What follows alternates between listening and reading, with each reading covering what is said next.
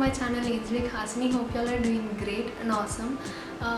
Firstly, happy Mother's Day to all my loving mothers. మన mummy వాళ్ళు ఎప్పుడు పని చేస్తూ ఉంటారు.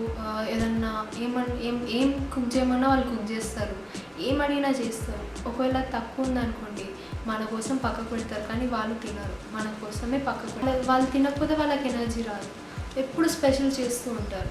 మరి ఇవాళ మదర్స్ డే మనం మమ్మీ వాళ్ళకి స్పెషల్ చేస్తే, స్పెషల్ అంటే స్వీట్ చేద్దాం. మరి వాళ్ళకి ఎనర్జీ వచ్చేటట్టు స్వీట్ చేద్దాం.